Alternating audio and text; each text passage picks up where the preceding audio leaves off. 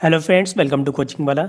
I hope आप बहुत अच्छे होंगे। इस वीडियो में हम रेशियो एंड प्रपोर्शन का फर्स्ट पार्ट करने वाले हैं। ओके, और इसमें केवल 10 क्वेश्चन होंगे, तो बने रहिए वीडियो के एंड तक। जो लोग चैनल पर नए हैं, चैनल को सब्सक्राइब कीजिए और वीडियो को लाइक कीजिए। ओके, अनुपात एवं समानुपात। तो सबसे पहले यहाँ पर पहला क्वेश्चन यह दिया हुआ है, यदि ए का 60% बराबर बी का 3/4 हो तो ए और बी, ए अनुपात बी हमें ज्ञात करना है। तो ए मल्टीप्लाई, ठीक है, 60/100 बराबर बी गुणा 3/4।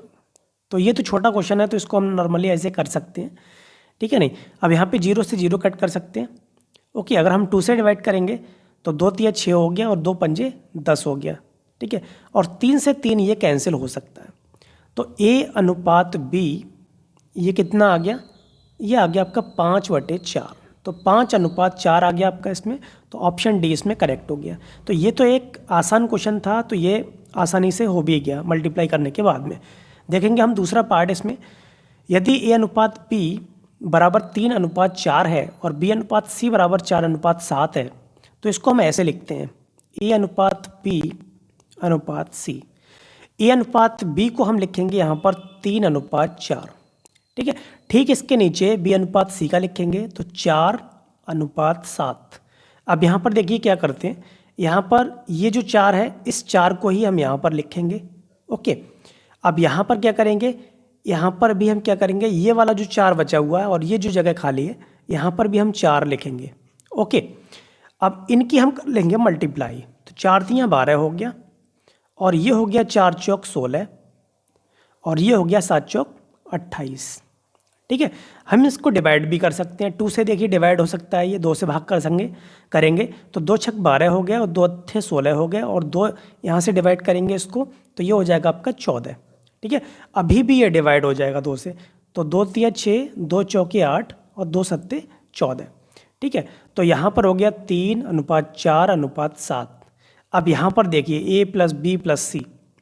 अब a प्लस बी प्लस सी तीनों को नॉर्मली इसको ऐड कर सकते हैं, 7 और 4 11, 11 और 3 11 और 3 हो गए यहाँ पर 14।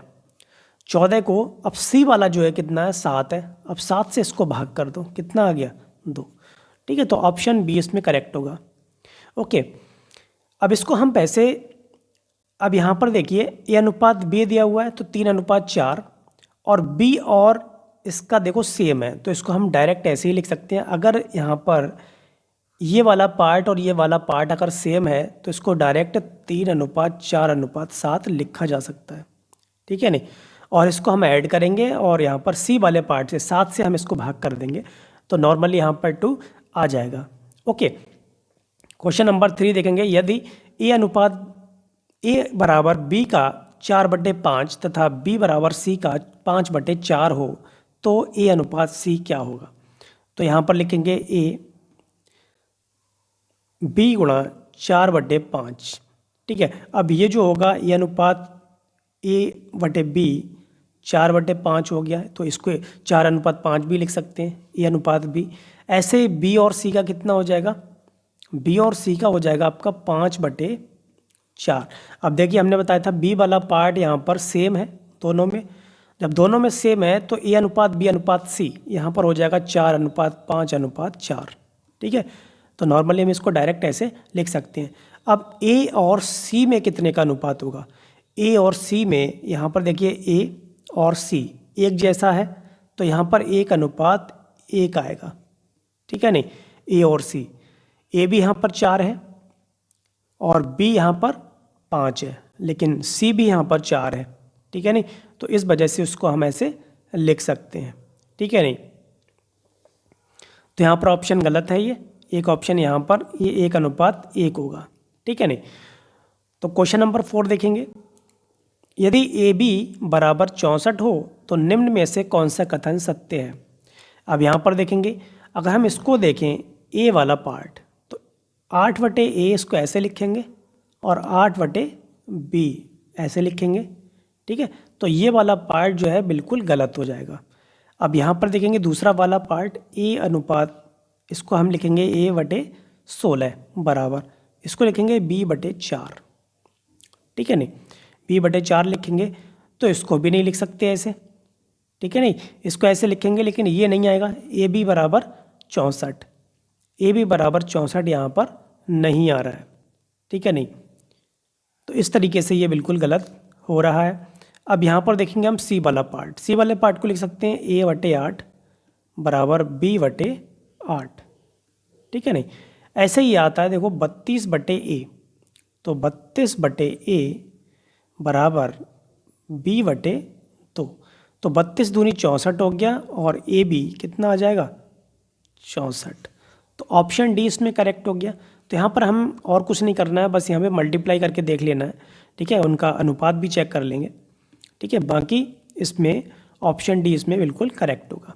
ओके, क्वेश्चन नंबर 5 देखेंगे, x अनुपात y बराबर 12 अनुपात 5, z अनुपात y बराबर 21 अनुपात 16, तो x अनुपात z हमें ज्ञात करना है। तो यहाँ पर हम ऐसे लिख सकते हैं x अनुपात y और यहाँ पर z, x और y के लिए यहाँ पर कितना दिया है 12 अनुपात 5, ठीक है। ऐसे ही z और y के लिए कितना दिया है, इसको हम उल्टा कर लेंगे, y और z का अनुपात लिख लेंगे तो 16 और 21 होगा, तो यहाँ पर हम 16 लिखेंगे और यहाँ पर 21, ठीक है नहीं। अब इसको हमने बताया था, यहाँ पर हमें क्या करना है 5 लिख लेना है और यहाँ पर लिख लेना है 16, ठीक है। अब इनकी कर लेंगे मल्टीप्लाई, 12 और 16 की जब मल्टीप्लाई करेंगे तो यहाँ पर पहले हम ऐसे ही लिख लेते हैं 12 मल्टीप्लाई 16, ठीक है, अनुपात 5 गुणा 16 अनुपात 5 गुणा 21, ठीक है नहीं। तो इस तरीके से होगा। अब x और z का अनुपात क्या होगा, तो z ये है और x ये है, तो 12 गुणा 16 बटे 5 गुणा 21, ठीक है नहीं। तो यहाँ पर ये होगा, 3 से हम डिवाइड कर सकते हैं, 3 सत्ते 21, 3 चौक 12, 16 चौके 64 हो जाएगा और नीचे हो जाएगा 5 सत्ते 35, ठीक है। तो 64 बटे 35, तो ये हो गया ऑप्शन बी आपका करेक्ट, 64 बटे 35।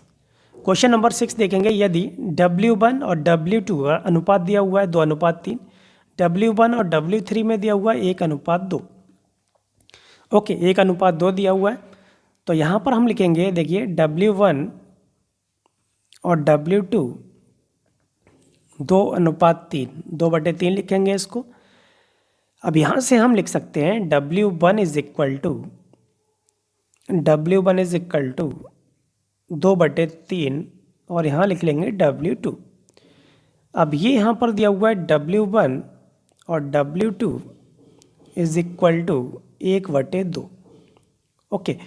तो यहाँ से W1 की वैल्यू यहाँ पुट करेंगे तो ये हो जाएगा 2 बटे 3 W2 और नीचे कितना है W3, ओके, ये W3 है